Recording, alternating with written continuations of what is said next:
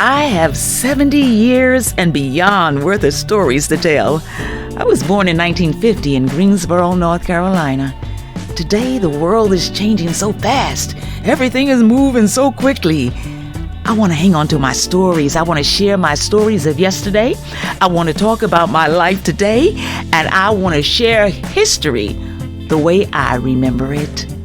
Welcome to 70 Years and Beyond. Greetings, my name is Wambui Bahati. Welcome to 70 Years and Beyond. In my last episode, I talked about some of the jobs that I had when I first got to New York City in the late 60s and early 70s. And from talking about those jobs, I started thinking about my jobs in general. And I tried to make a list. I made a list of all the jobs I could think of that I've ever had in my whole life. And that includes what I call everyday jobs, that includes theater jobs, that includes motivational speaker jobs, one-woman show jobs, and just a lot of jobs. I've been doing a lot of work. I did a lot of work during these 75 years. So I first started working when I was 12. I was a babysitter for a couple that lived across the street from me. And at one point in junior high, I used to help one of my teachers on Saturdays. I would go to her house and help her with her house cleaning. And for one of my guidance counselors, I would go to her house, get her laundry, and I would do her laundry for her. At one point, I taught drama at a community center near my house in North Carolina. And I just had a lot of jobs. So I figured if I made a list, and these are just the ones that I can think of. This is a lot of stuff. I understand why I'm tired sometimes these days, because all of these jobs I have worked, some of them were fun. Basically, all of my jobs were fun. I enjoyed working, and when I had something to do, I just went to work doing it. And to me, unlike a lot of the young people think today, the time goes faster if you just jump in and just really work and do your best to get the work done and do the best work that you can. That's how I was. So I can't think of any job that I really just didn't like. There was always some aspect of it that I liked. And so what I want to focus on today, because if I tried to do one video where I talk about all the jobs that I have and all the stories that I have from all those jobs I've had, wow, we would be here for about at least 5 hours. And that's just me cutting it short. That would be just me cutting it off at some point. Because I've done a lot of work, a lot of jobs. And here at 75, I'm not where I imagined that I would be financially at this point in time in my life. Now, that is because I made bad decisions, but also, a lot of good things have happened in my life, and a lot of really awful things have happened in my life. But I don't really regret a lot of the awful things. I really don't. I don't regret them. I feel like they made me grow, they made me stronger, they made me a better person. When I'm looking back at it, at that time, it was horrible. But when I look back at it, it gave me those really rough times. And I know you're thinking, oh yeah, right, sure, you say that. But I do say that with all honesty. Those really ugly times, when I look back on those really ugly times, those were the times that in my life that I feel like I grew and just became a better person. But now the finances, though, I was going to say the one thing that I do regret, if I have any regret, is that I didn't educate myself financially. Is that I didn't take understanding money, I didn't take it seriously. I just took it for granted that it would always be there somewhere, somewhere, and it was always going to work out. And I trusted other people were looking out for my best interests in some instances, and they were not. I have been ripped off a lot. Well, I can't say a lot. Well, yeah, I can't say I have been ripped off a lot. But basically, I blame not being secure financially as I would like to be, based on my making bad decisions, and also just based on being financially ignorant. That's what it is, financial ignorance. I'm just starting at the age of 75 to learn about finances and money and investing and all these things. And basically, it's kind of too late. I never want to say that it's never too late, but sometimes I feel like if you didn't make wise financial decisions when you were young and you had the energy and you were out there working and you were able to hustle and you just basically had the energy to keep going forward, then I feel like if you didn't do that as a younger person, when I say younger, I'm talking about even 50, I'm talking about even 60. But I just, that's the regret that I have, is that I did not educate myself financially. And that would be the one bit of advice that I would give to young people today, is to study your finances. You know, not only learn how to add and subtract, learn about money, learn about how money grows, learn about how to invest, all of that kind of stuff. And so that's my only regret. So I've had many jobs, and that includes everyday jobs, that includes theater jobs, that includes Broadway show tours, that includes temporary jobs, and that includes just little side hustles, side gigs. Just had a lot of jobs. And somebody told me this several years ago now. They said, JOB, J.O.B, that's the acronym for just over broke. And that's what you're going to be if you keep working jobs. You're never going to be financially where you want to be working jobs. And so I learned that lesson much too late, I feel. But I feel like it is my duty and my job to make sure that the younger generation, that the younger people out there, again, when I say younger, I'm not just talking about the teenagers and the 20-somethings, I'm talking about the 50-somethings, because you still have some energy to go. So educate yourself financially and really trust yourself. Really research the people who are handling your money, who are handling your career, who are in charge of your stuff. Really research them. Don't do like I did many times and wait for somebody to say, hey, you know that person that's handling, you need to really check them. And then I go and do the research and say and realize, oh my God, this guy, this person is not who they said they were. I know, I'm gullible. I don't know how else to explain it. I am embarrassed. I am ashamed for some of the decisions that I made and for some of the people that I allowed to be a part of my life in any little way, who did not have my best interests at heart. So, but that said, I wanted this to be a video where I talked about and told stories from some of the temp jobs I had. Now, the temporary agency, I worked for a temporary agency here in New York from about the early 2000s, from like 2000 actually. That's when I came back to New York with my youngest daughter, who had like one more year to go for high school. We came back from North Carolina.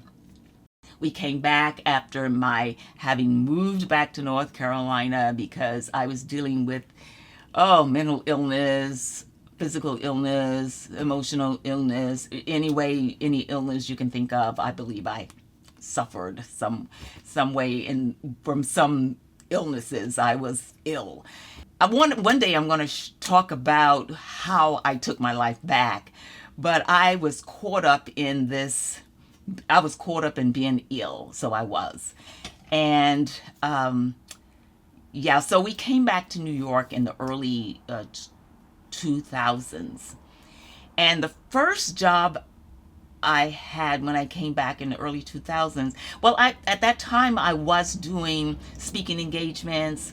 I was doing I had a show about domestic violence called I Am Domestic Violence. It was a one-woman show about domestic violence and a workshop.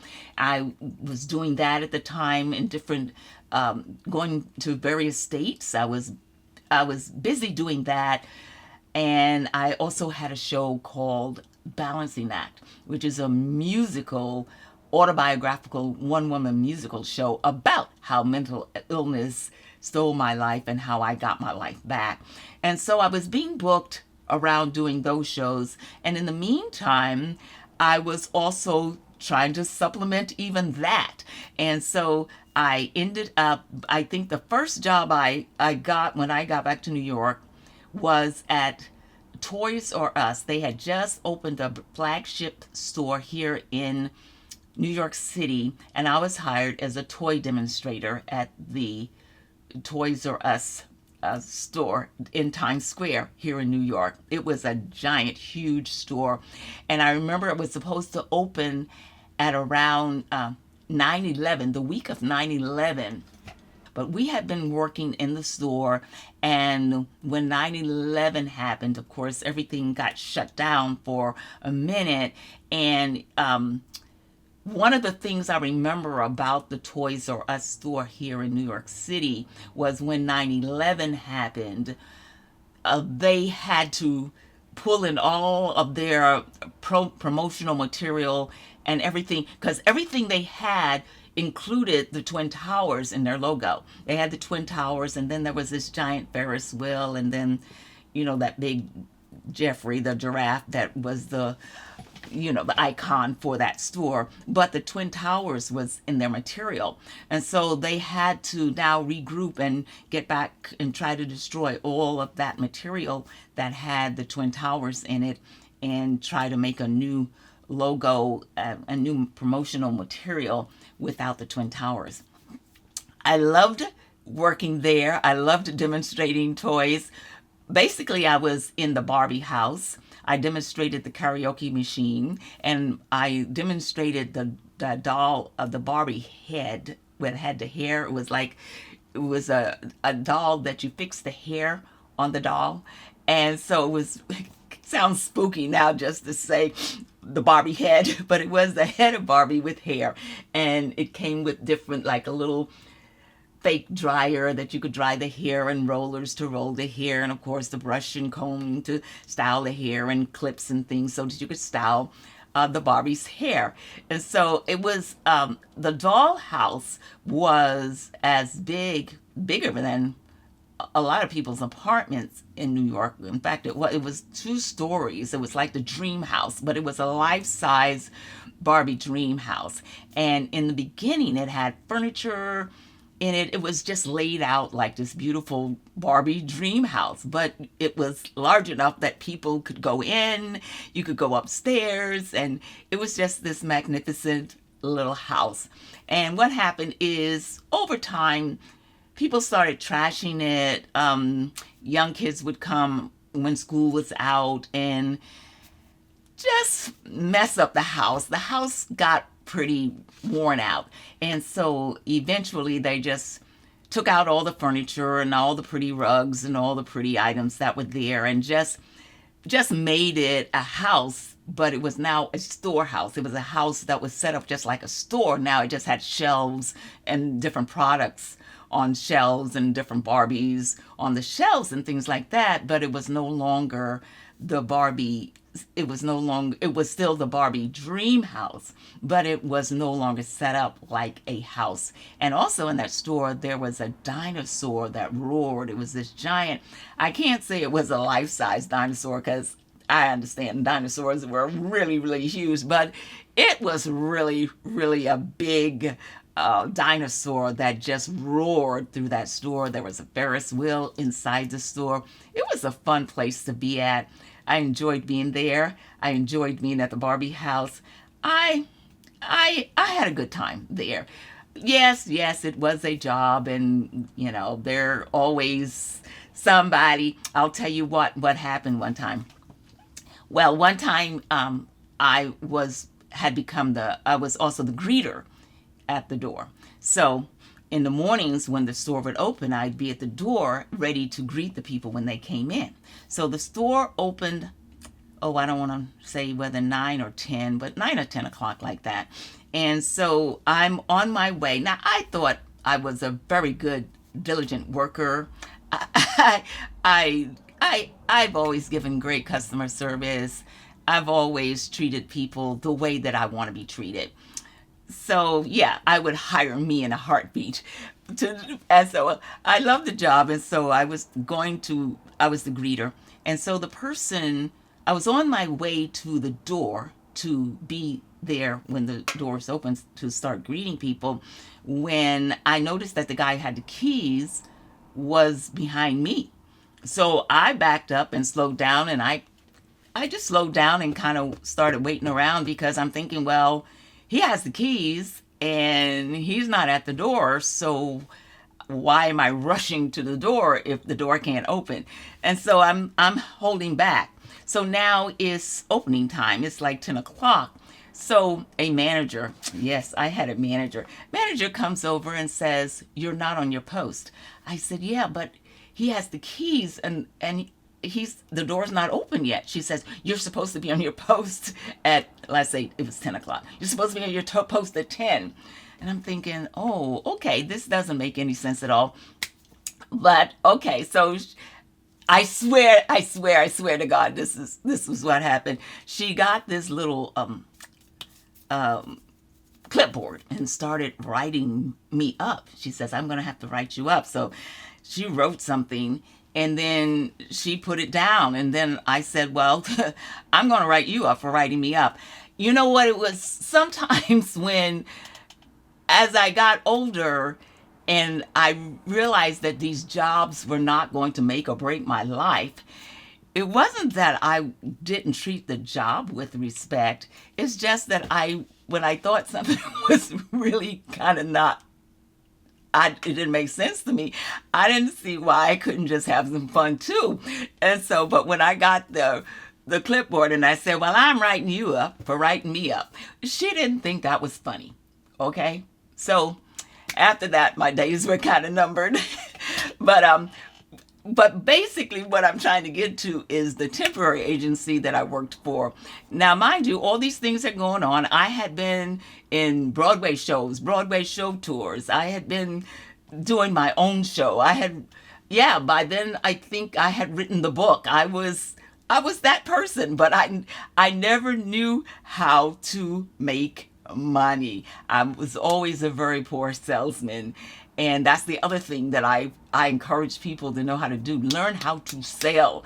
I was never a good salesman. So even though I thought a lot of stuff going for me, I didn't know how to sell it. We'll talk about the booking agents and how I ended up with one fabulous booking agent, but how I went through so many that just like ripped me off. But I'm going to try to stay here with the temporary agency. Okay, so during that time, I signed up with a temporary agency. And so I liked them. I respected them. They were good people. They were good to me, and I was good to them. And so I became mainly a receptionist. So let's say if a company's receptionist was going to be out the next day or whatever, sometimes in the middle of the night, they would call me and say, "Hey, they're going to need somebody over at blah, blah, blah to let the employees in. They need a receptionist at that desk." And so I would go do that. And so in 1 week, the thing that was fabulous about temporary jobs at that time, I don't know how it is now, but at that time, we're talking again in the early 2000s, you could work so many 5 different companies and be 5 different things and 5 different positions in 1 week, working for temporary agencies. I enjoyed it because of the variety, because I never knew exactly where I was going. And most of the time, everything worked out really, really well. You know, I have so many stories about working for temp agencies, about the things that I saw there. And okay, so there was a company that I went to work for, and I was supposed to act like I wasn't a temp, if when anybody came around me, I was supposed to act this. They wanted me to act like I was always there because it seems this company had fought and fought to have a certain area, a certain budget, and have this person, this certain receptionist in this certain area. And then they found out they didn't need it, so they didn't use it. But now the big bosses were coming to town and they needed to act like they had that receptionist there and that money was spent wise for that area that they had built. And so I was asked to just act like I come there. Don't say I'm a temp. Just act like I'm there. If there's ever something I need to know, just go to. And they told me who to go to ask certain things, but never say that I'm a temp. Just don't say anything and just act like this is what you do. You've always been doing this. You do this all year round.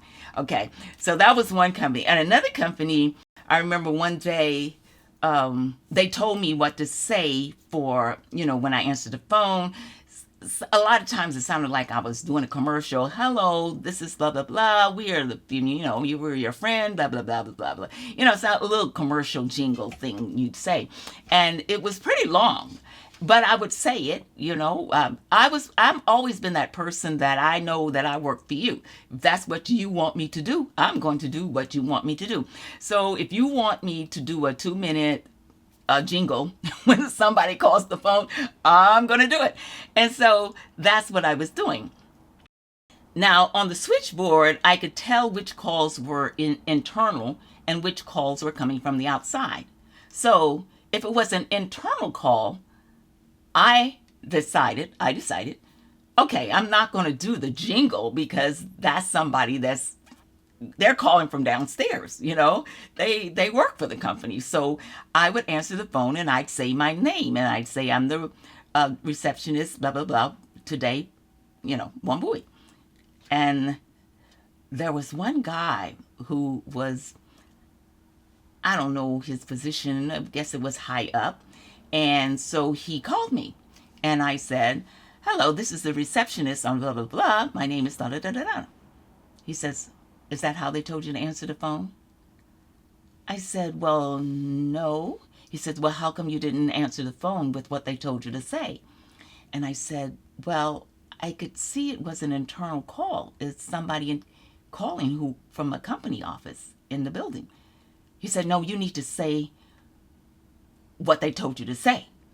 And so I said, well, okay. So all day long, this executive didn't do any work all day long. All they did was call me.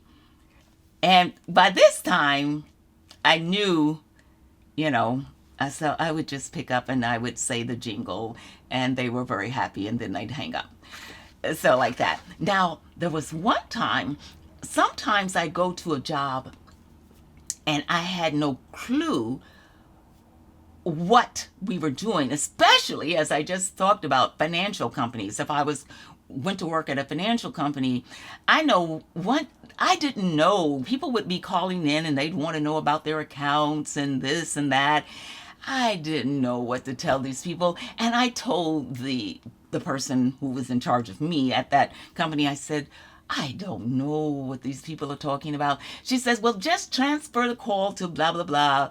Transfer it to me, blah, blah, blah, blah, blah. She says, but if they say something and if you can't do it, just listen to what they're saying and just find that department. So someone called me and they said they wanted securities. So I said, you want security? She said, yes. So I looked for the extension for the security department and I sent them to security. And then I believe her and security called me and said, why did you send that woman to securities? I said, because she wanted security. They said, securities. And I took me a little while to get it. Like I said, I was ignorant in finances. She wanted securities, not security. One thing, though, that they would tell me to do sometimes when I was at a company where I had no idea what the heck they were doing, I actually worked for a few companies where I had no idea what the company did. I had no idea what they did. They traveled a lot, and so a lot of my job was being there to receive the runner when they bring, or the what is it, the messenger when they would bring tickets. Part of my job was to make reservations for them if they were going places. But I don't know, to this day, I don't know what they did. I don't know what they did. I don't know. I looked them up. I even went to their website. While I'm sitting there as the receptionist, I went to the website and said, what what do they do here? And it was so vague, you know. So there were those companies. Oh, one time I was hired for a very large university housing department. Um, I was told that the person I would be working for, usually I was the person that came in when somebody was out sick, but I was told that this was probably going to be an extended job. The person whose work I was going to be doing was going to be there. The issue was the person had decided she was not going to do any more work, but because of something with the union, they were not able to fire her. So she kept coming to work so that she would keep getting paid, but she was not doing any work. And so they told me, you're going to be doing her work. So they gave me a desk. She had a desk. We would both show up, and then she would sit there, go out, come in. She would be on the phone. I don't know, but she never did anything.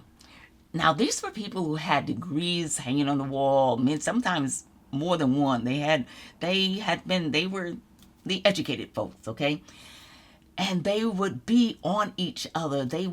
Sometimes there was this, they would make each other cry sometimes. And there was one woman that was just really, really tough.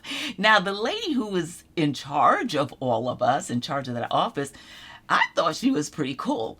It's like she had this attitude of, do what you do, I'm going to do what I do, I'm going to leave you alone, and basically leave me alone. And I thought that was a good attitude. Now, here's an example of what they would do. Now, these are grown adult people with degrees on the wall from prestigious universities and stuff, and this is what they were doing. Okay, so I'm going to call the woman who ran the department, I'm going to call her May, and I'm going to call one of the people there, Susie. So one day, everyone was at lunch but Susie and myself. And May, the woman who runs in charge of all of us, came in and said to Susie, Susie, I want you to pull these certain charts, and I want you to have a report for me by the end of the day. And whatever she wanted, she wanted it by the end of the day. And so she had asked Susie to do that for her. And she went away.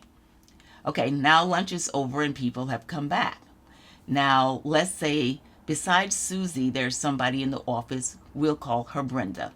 Okay, so I saw Susie after May had told her what to do. Susie I saw Susie make her phone ring. Okay. Susie made her phone ring, and then she answered the phone as if she was talking to somebody. She said, oh, hi. It's May. Yes, May. Yeah. Uh-huh. Oh, you want Linda? Okay, so you want Linda to do this report for you by the end of the day? Uh-huh. You want her to pull those certain records and just have it for you at the end of the day? Okay, I'll let her know. Okay, so what she did was she just transferred what she was told to do to someone else. You see? Those are the kind of things that I was witnessing when I was out in the world of the temporary world. Now, there was one time where I was working for a place, of all places, it was a cathedral in New York. And the woman was trying to sabotage me. The woman, okay, I was a temp, but I wasn't really covering her, but when she went to lunch, I would cover her. And so when she would go to lunch, I would move to her desk, and my job was to answer the phones. So I would go sit at her desk, and then after lunch, people would start calling me at my regular desk and saying, "Why didn't you answer the phone?" And I said, "The phone never rang." And they'd say, "Yeah, I called you several times." I said, "Well, I didn't hear it. The phone didn't ring." And then this went on for a few days where I would cover her for lunch. The phone would never ring. And then after lunch, then the person over me would start coming at me as, "You have to answer the phone. Why didn't you answer the phone? Were you not there? Did you go to the bathroom? Why weren't you answering the phones?" And I'd say, "The phone never rung." And they would all say, "Yeah, we've been calling, but you didn't answer." Okay, so this is like the third day now. And when she came back from lunch, I noticed that as I was getting my stuff and about to leave, I turned around and I noticed she would turn the phone upside down and push a button, okay? So now the next day I went there, I turned the phone over and I saw where she had been turning the ringer off. And so now I knew, I never said anything to that woman. I just knew that, okay, she's going to be, this is who she is. So I'm going to just turn the ringer on. And when she comes back, I'll turn it off again. But, then the phone did ring and was able to take the calls. But I've had a lot of people as a temp, people who don't want you there. Sometimes I think they're afraid you're going to take their job. A lot of times, a lot of the temp jobs I had, I was there more than some of their regular people. As a temp, I was there more than their regulars. Now, I remember this one place, there was a guy who was afraid of losing his job. So he wanted to make himself seem needed. So what he would do is he would do something on purpose. He would go to computers when the person was away from their desk, and he'd do something so now the computer wouldn't work, or a couple of the computers wouldn't work. They wouldn't do what they're supposed to do. So now the company is saying, "Oh, we got to call somebody. Let's call somebody." Then the same guy that I saw tear up the computers would say, "No, let me look at it. I think I got this. I think I can fix this." And so then he spent about 20 minutes, a half hour working on these computers, and then they'd be all right again. But I would see him when he would on purpose destroy the computer. And then he would come back and say, "I know how to do this." And they would praise him and honor him and say, "Oh, he's the one. He saves us every time." He say, "Oh, you are a lifesaver." He saves us all the time. And as the temp, I didn't feel I should say, he's the one, your computers are only going down because he's taking them down. I never said that. I never found a way where I could slip that in or say that. One of the things, too, that was really interesting to me as a temp and as a receptionist is it was my job to get to the building really early, because as the receptionist at most of these companies, I'm the person that's now going to buzz the employees or the people who are coming to work in the building. I'm going to buzz you in. And so I'd be there and I would buzz you in.